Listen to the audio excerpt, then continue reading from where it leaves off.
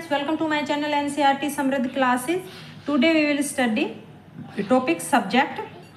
अगर फ्रेंड्स आपने चैनल को सब्सक्राइब नहीं किया तो प्लीज़ सब्सक्राइब जरूर करें, क्योंकि इस चैनल के माध्यम से हम आप तक पहुंचा रहे हैं इंग्लिश ग्रामर प्लस उसके साथ NCERT science book class 6 to 12 Hindi and English both medium, और उसके साथ ही हम उसकी एक्सरसाइज भी सोल्व करा रहे हैं। ठीक है, तो सबसे पहले हम यहाँ पे पढ़ते हैं टॉपिक सब्जेक्ट। तो सब्जेक्ट यानी जिसको हम हिंदी में बोलते हैं कर्ता। तो हमें पता है कि जो मेन जो सेंटेंस के अंदर जो लाइन होती है पूरी, उसके अंदर जो मेन जो कार्य करने वाला होता है वो सब्जेक्ट कहलाता है। ठीक है, यानी कि वो ही कर्ता होता है।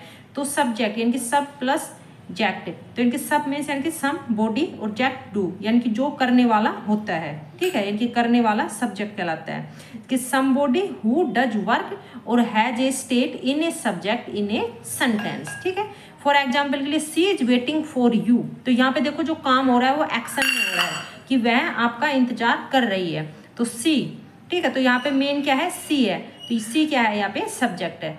Next, she is a good student, वह एक अच्छी छात्रा है, तो ये क्या है, स्टेट में है, तो ये भी क्या है, सी यहाँ पर क्या आएगा, सब्जेक्ट है। ठीक, नेक्स्ट जो एग्जाम्पल दिया रख जैसे सी टीच इंग्लिश प्रॉपरली, तो यहाँ पर भी क्या है, एक्शन है, काम चल रहा है यानी कि, तो यहाँ पर भी ये सी क्या है, सब्जेक्ट आ गया। नेक्स्ट उसी तरह she is teacher in a primary school, तो यहाँ पे सब्जेक्ट क्या आ जाएगा, सी, यानी कि मेन जो ये यहाँ पे क्या बताया है कि जो मेन जो सेंटेंस में जो कार्य करने वाला होता है, जो मेन जो कर्ता होता है वही क्या कहलाता है, सब्जेक्ट कहलाता है। ठीक, तो इस तरह से you create so many problem, तो यहाँ पे सब्जेक्ट क्या आ गया, यू आ गया।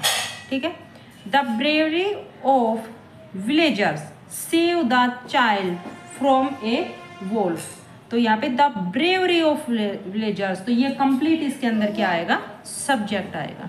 ठीक, your brother speaks English very well, तो यहाँ पे यूअर ब्रदर, ठीक है, यहाँ पे केवल यूअर नहीं आएगा, यानी कि यूअर ब्रदर, वो यू कह रहा है कि तुम्हारा भाई। अगर केवल ये होता है कि तुम्हारा, तो तुम्हारे के अंदर होता है, लेकिन इसके अंदर क्या कह रहा है, तुम्हारा भाई, तो इसके अंदर यूअर ब्रदर, ये कंप्लीट इसके अंदर ये क्या है, सब्जेक्ट है। Next, all the teachers of my school has been to UK, अब यहाँ पे देखो सेंटेंस कि ऑल द टीचर्स, यानी कि all the teachers of my school, यानी कि मेरे स्कूल के सभी अध्यापक। ठीक है, इसके अंदर तो यहाँ पे ये कंप्लीट क्या आ जाएगा, ये सब्जेक्ट हो जाएगा। ठीक है, यानी कि all the teachers of my school, यानी कि हमें ये पूरा ही कंप्लीट, ये क्या है, ये पूरा कंप्लीट सब्जेक्ट है इसके अंदर।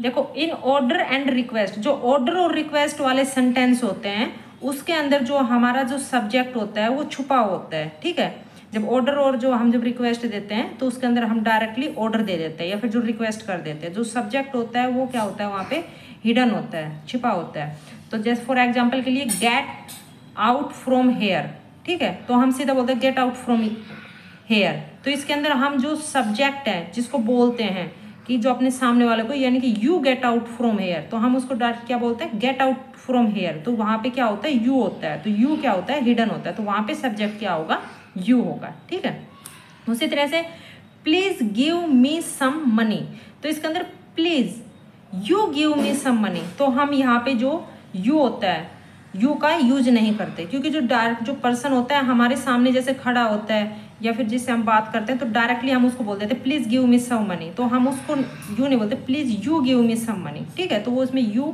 यहाँ पे भी क्या होता है, हिडन होता है, तो यहाँ पे जो सब्जेक्ट होगा वो क्या होगा, हिडन होगा।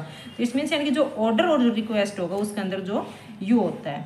ठीक, तो जो समटाइम जो subject use after the verb specially in the poem, अब जो कविता वगैरह होती है उसके अंदर कई बार क्या होता है, जो सब्जेक्ट होता है वो यूज किया जाता है वर्ब के बाद, यानी कि पहले वर्ब होती है फिर उसके बाद क्या आता है, सब्जेक्ट आता है। लेकिन जो नॉर्मली सेंटेंस है उसके अंदर सब्जेक्ट यानी कि पहले यूज किया जाता है, उसके बाद में वर्ब आती है। जैसे यू आर ए बॉय, तो इसमें पहले क्या किया, यू, यानी कि पहले सब्जेक्ट आया। जैसे उसमें पीछे अभी हमने जो यहाँ पे पढ़ा एग्जाम्पल के यहाँ पे कि सी टीच इंग्लिश प्रॉपरली, तो यहाँ पे जो वर्ब है टीच यानी कि बाद में आई, पहले क्या आया, सी कि सब्जेक्ट। ठीक है, लेकिन पोएम में क्या होता है, इसमें उल्टा होता है, यानी कि पहले उसमें वर्ब आती है फिर उसके बाद में सब्जेक्ट आता है। ठीक, इस तरह से, climb up the filthy boy.